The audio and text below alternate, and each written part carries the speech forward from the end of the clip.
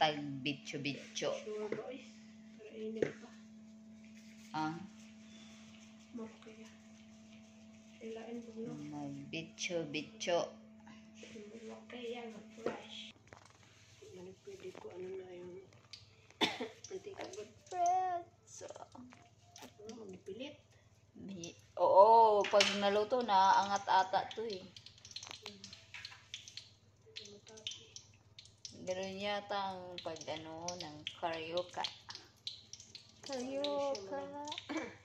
Karyoka o bitcho-bitcho. Ayan. Hiwalay-hiwalayin ang bitcho-bitcho kay nagdikit-dikit. Ayan, luto na. Kasi hindi na siya dumikit.